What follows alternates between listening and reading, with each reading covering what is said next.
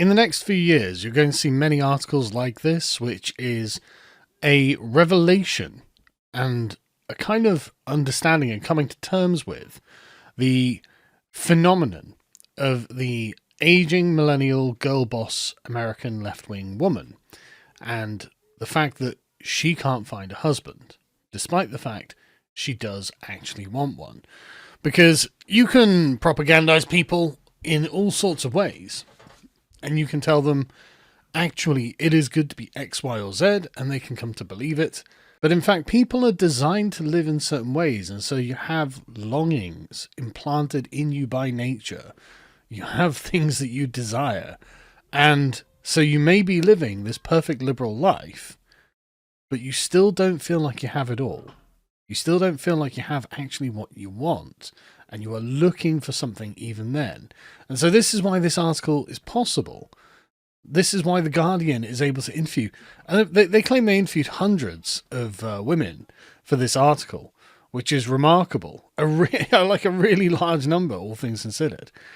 But anyway, they say by 2030, 45% of prime working age women in the US, defined as women between 25 and 44, will be single according to Census Bureau historical data and Morgan Stanley forecasts.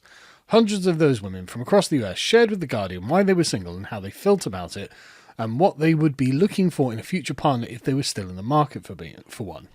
So you have Sarah, 43. She says, I hated being single after my last relationship broke down. I miss having someone to cook for, to share things with, but now my motto is, my alone feels so good, I'll only have you if your presence is sweeter than my solitude. Well, that's the choice you're going to make, because you're expecting what is essentially a unicorn to walk through the door. Because really, and this is a perennial issue through this article as we go through it, they aren't actually looking for a partner. What they are looking for is kind of an ornament. Someone who will, they've got all of their passions and desires satiated, except for the longing to be with someone else, except for the longing for companionship.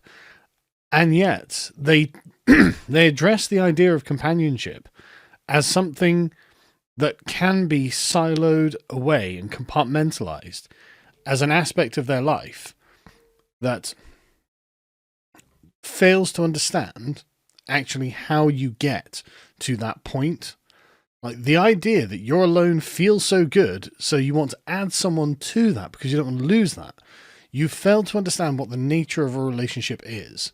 Actually, your previous life is gone when you actually want to build a life with someone. That old life is gone. You don't have that anymore. But you have something else, and it's a negotiation and a constant, no, I don't say work. I don't say project either, because it's not really. It's not really summarizing it correctly, but it's a constant process of development together until you realize that actually being away from it is worse than being with it. Right? The idea of being away from it is like losing a part of yourself, because it has grown around your soul into the thing that you are on a day-to-day basis. But you've done the opposite. You've found yourself a beautiful ivory tower, and you've got all sorts of provisos on whether someone could join you in that. And the answer is probably not. You probably won't find anyone like that. But anyway, they say many of the responses are surprisingly similar. The most frequently listed qualities women said they were looking for in a partner were kindness and emotional intelligence, mental and physical health, shared values, ambition and being hardworking, financial stability, masculinity and maturity, and a willingness to commit to an equal monogamous relationship, as well in many cases having a family. So you can see here the leftism and how it's imposed upon the biological desires of women, as animals. The monogamous relationship and having a family is something that, and remember, these are all left-wing women as well. Outside of left-wing circles, these are very easy for women to find, actually. Loads and loads and loads and loads and loads and loads and loads of women have monogamous relationships and families, but the willingness to commit as an equal oh, well, that's not really what I was after. I was after a wife, which I wouldn't say is equal to a husband. I'm not saying it's inferior. I'm saying it's different. It's qualitatively different in a way that you don't, I don't measure superiority or inferiority with my wife. I have a role, she has a role, and together we fulfill the function of a family. So it's one of those things where it's like, look, if you're going to put an ideological value on the thing, well, then suddenly I can measure that, right? If I don't feel like I'm an equal, then why would I do that? I mean, my wife doesn't work, I pay for everything, and so am I going to be like, well, you're not contributing as an equal? Or am I going to understand that there are things that are beyond monetary value that she contributes? Like this is this is a very common and I think very mistaken way of looking at these things.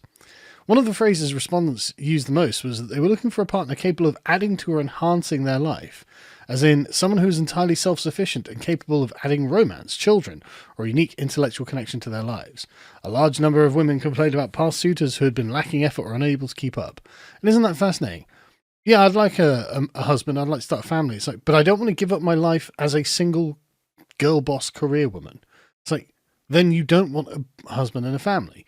You don't understand. These things are not compatible. You will not be the single girl boss career woman who has got her entire life properly arranged, neatly laid out as she likes, and just add these things to it just to make it complete, just to make it so that that deepest part of your soul that is longing for the authentic human experience of a woman, you can't just add that. You can't just insert that into this perfect modern life that you've created for yourself.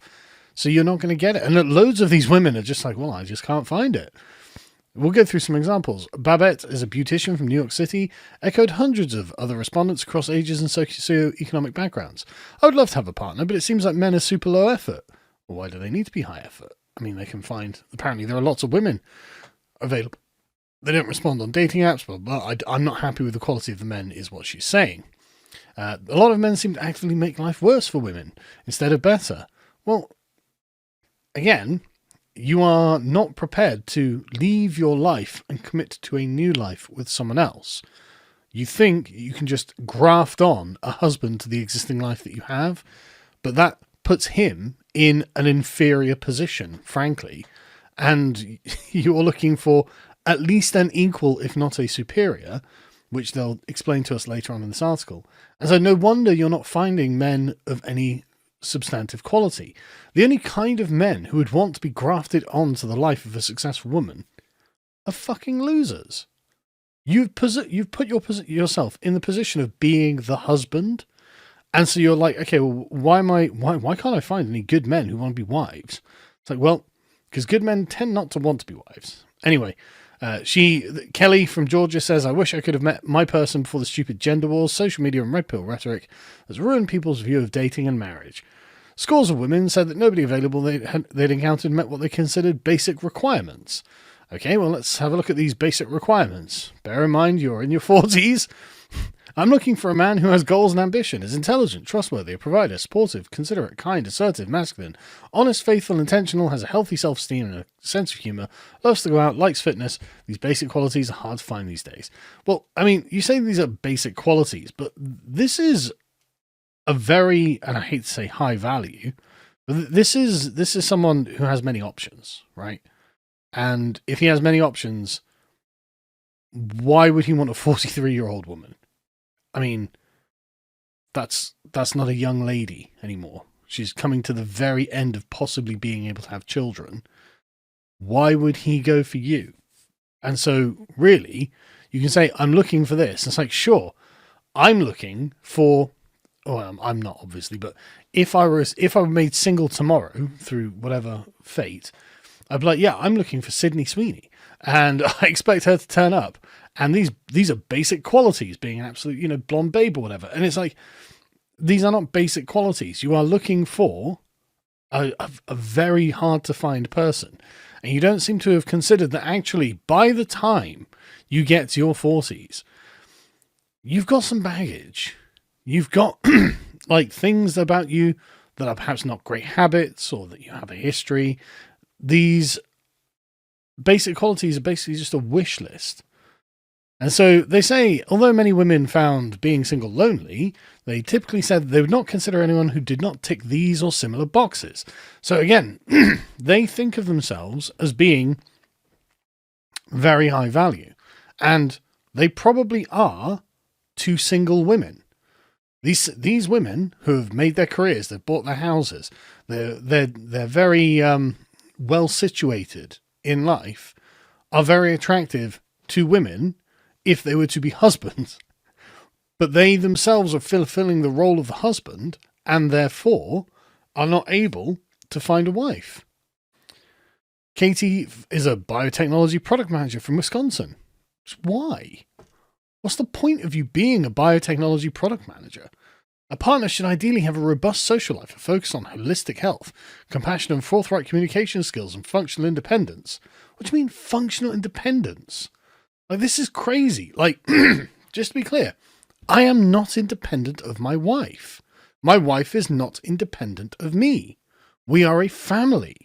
We have kids. We have people who are dependent on us. Like, the idea that you can be like, yeah, I'm looking for someone with functional independence. So then you're not looking for a relationship.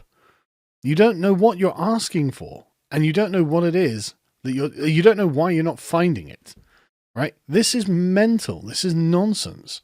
And again, it kind of sounds, I'm looking for someone with a robust social life, focus on holistic health. This sounds like the sort of thing a teenager would say, or someone in their 20s would say. Like, this is not someone who wants to actually settle down and become the partner of someone else.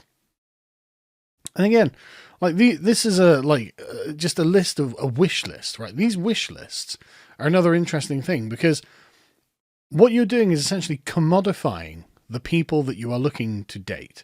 And so you're not thinking of that person as the kind of unique named individual that they are, the person that you would, for whatever reason, you find them enchanting and you can't stop thinking about them. You can't get them out of your mind. And romantically, you can't think romantically about a series of categories. You can't think romantically about things that are enumerated and, again, commodified, instead of actually thinking about Frank or whatever, Michael, whoever that guy was that turned your head and you had a bit of a flirtatious conversation with. And these women don't seem to have that capacity to romantically link to a particular individual man because he is him, and there's something about him that drives them, that gets in your mind. Like with men, with women, frankly, obviously, men, like, there are just certain women in your life that you'll not be able to forget for some reason, and you don't understand why. You don't have a series of enumerated lists. It's just for some reason she was the one. And these women have no conception of that. And they're like, no, I have a list of requirements to fit into my busy life that I'm looking for. And I don't really care who he is. All I care is that he has these attributes. And it's like, again, that's not how romance works. That's not how love works. That's not how human interactions work. I mean, it might be how a biotechnology product manager works, but that's not how normal human beings are. And she says, I'm happy to compromise on things. The bar is extremely low, and yet it's rarely clear. It's like, well, I don't feel like you're in love with me, Katie. Like, that's the thing. I don't feel like you are open to us making a life together. And I'm not really happy to be the kind of pet in your life that fulfills certain criteria. That's not what I'm looking for, frankly. They carry on. Hundreds reported struggling to find a partner with shared values, political views and interests, similar education level, with many pointing to a deepening mismatch between men and women in these areas. Well, you're the ones who chose to be the girl bosses. You chose to be the husbands of the family, and, oh no, I can't find my wife. So, well, you have to understand that men, when they are finding their wives, are not looking for people of a similar education level, similar income level, similar experience in various fields of work, whatever. Someone who is basically functionally independent from them as well. That's not what men are looking for, actually. Men are looking for women who honestly will be dependent on them so they can raise their children and so he can feel like a provider. You don't have that impulse. You don't have that drive. What you have is access to a high status job, a good amount of resources, and therefore you're like, right, okay, well, I don't want to give that up, because why would you? I mean, it's risky to give that up. But it also prevents you from fulfilling that deepest, darkest impulse of a woman to be the mother and the wife of a family. And so you're not going to get it. You are literally locked out of it because of the kind of your life you're living. And you're like, yeah, but I can't give up these things. It's like, well, then you'll never get this thing. And this is why this article exists. This is why you're answering these questions. And this is obviously something that bothers you. Otherwise, what are we doing here? Why are we having this conversation? Laura, in her 40s, from San Francisco, said she'd been single for the better part of a decade since her divorce, despite having used many dating apps and having been attended dozens of singles events. There's an imbalance between education levels now in the US. Many men don't want to date someone who's more educated or makes more money than them. Well, why would they? Why would you? Why are you looking for someone who's like a toy boy? Like, you know, many men, of course, would actually like to be the breadwinner. And if women have overthrown men's position as the breadwinner because of a decade of feminism, then who's to blame? I mean, you are part of the problem, right? You're the empowered girl boss, so you're like, wow, I can't find any men who are worth dating. It's like, well, yeah, because they had to go through the ranks, do the things you've done, and arrive with that experience and sort of veterancy in life that allows them to be impressive to you. These sort of men are made. They're not born, and you've usurped them, frankly. And so you're like, okay, well, I just can't find that husband. So, okay, well, that's fine. Your bloodline will die with you. You'll be a very strange aberration in the long continuum of humanity. At some point, someone in the 500 years or something will find this article and be like, wow, really? There were all these women who just totally outcompeted men in the social marketplace, in the economically, educationally, socially, and they couldn't find husbands. I mean, this will be a lesson for women in the future. Don't try and outcompete the men, because you will be lonely at the end of it. And that's all. That's what all of these women are saying. And then you say, well, there's Peter Pan syndrome. A lot of men don't want to grow up. Why would they? Like, growing up is what happens when you become the breadwinner, or when people become dependent on you. For men, I'm not saying it's like that for women, but for men, it's when you have dependence. And so you have to become the man, the person bearing the responsibilities. And if you take that away from young men, well, they don't grow into it. So you're just like, well, I can't find any serious men. They're all very childish and irresponsible. Well, there we go. These are the men you've made. And Jordan Peterson was warning about this years ago. He's like, what kind of men do you want to date? Back in 2017, he was like warning about this. And now they're like, yeah, well, I just can't find any good men because they're all irresponsible. Yeah, I'm not surprised. I'm not surprised. Although almost all women who are looking for a partner did not cite standout levels of professional financial success as a priority, financial self-sufficiency was crucial for many. So it's not even that you're looking for a wife then.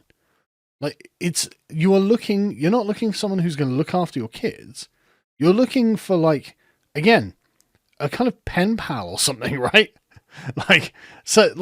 Someone who's just a roommate with whom you have sex is kind of what you're looking for, which isn't independence. What do you mean independence? How can you be looking for independence when you're in a committed relationship? Like, that is a form of dependence. I keep hearing the word independence from women, like online and in various other places. I hear the word independence, and I'm just like, what does that mean to you? Like, what do you think you're looking for then? Like, any relationship that is a romantic relationship involves a certain level of emotional dependence on the other person, right?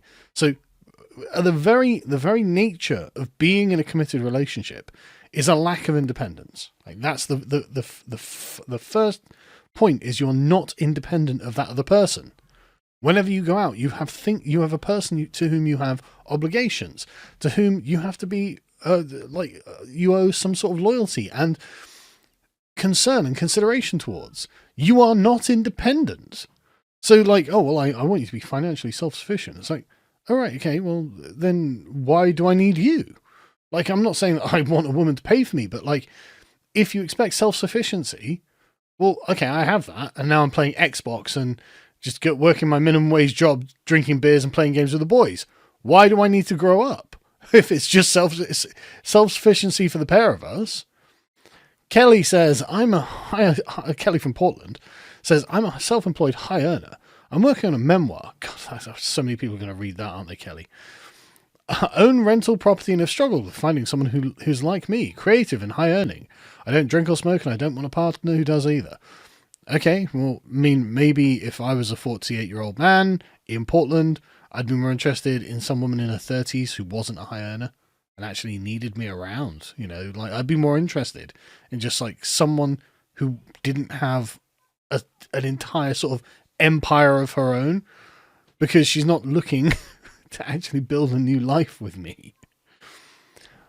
While most women elaborated on their experience of being single in a social sense, some explained why they were legally single despite wanting to be married to the current partner. Well, we'll skip those ones because basically she's like, my boyfriend doesn't make enough money. You have Christina, a mental health therapist from Chicago, said she had withdrawn from active dating after being dumped by someone who did not want to commit. Though she reported feeling overall happy being single, she did have concerns about the ability to have children. Women are freer than ever to make their own lives outside of the confines of romantic relationships, but the biological clock thing weighs heavily on my mind. Ah, yes, because you're getting towards your mid-30s now, and the baby rabies, your biological clock is saying, look, you are actually running out of time. You actually need to get on with this. And so women being freer than ever, okay, great, good for you. Why are you writing articles like this? Why is this something that's weighing on your mind? Because, and this is when you're in your 30s and 40s. Imagine what it's going to be like when you're in your 50s and 60s. And you just look back and go, well, at least I attended all those meetings. At least I was on all those Zoom calls. At least I answered all those emails. And the company functioned very, very well. And now I'm going to get my retirement to sit around and reminisce about all of those Zoom calls. All of those days where I was in the office, click-clacking away on a keyboard. I mean, I really felt like I made a difference. Right? Like, genuinely, like what have you accomplished? What have you actually made in the world? What have you actually contributed to the world? That when you're in your 60s, you can look back and go, wow, that was worth it. You're essentially nothing. Like, there's essentially nothing there. You've got the sort of make work email jobs, and it's like, okay, great. So what? Like, you think that wouldn't have been done if you'd not done it?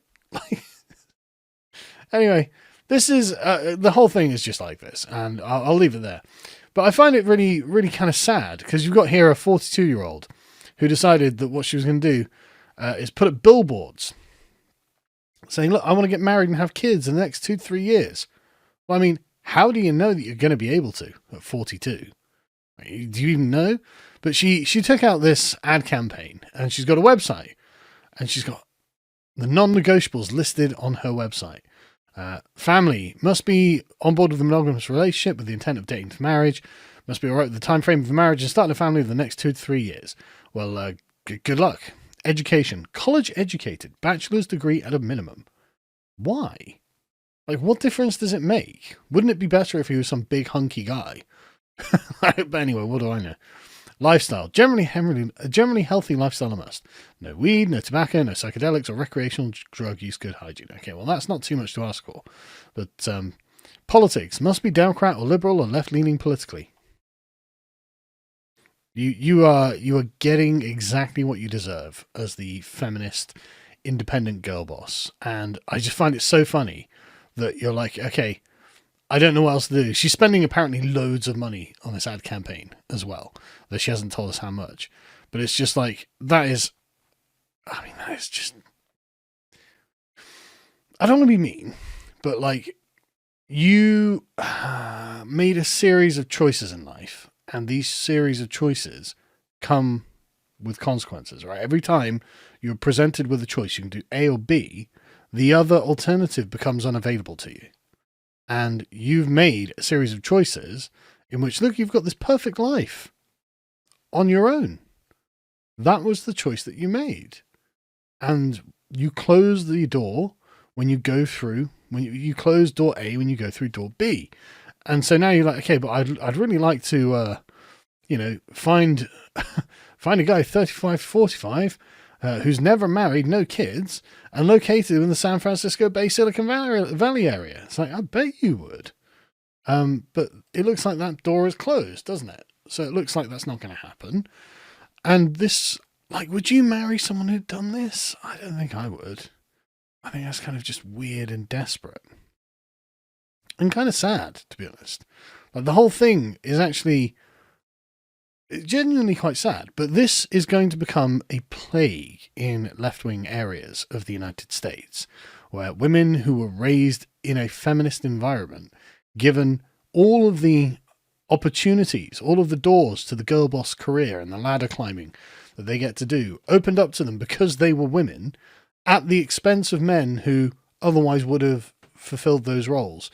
And now, like, okay, well, I can't find a guy who's my equal and who wants to date and who isn't, like, laden with loads of baggage, and I'm just going to be single forever. It's like, yeah, you basically are going to be single forever, actually. And I'm sorry that you've become an incel, but you at least get to enjoy your perfect life as the girl boss, right?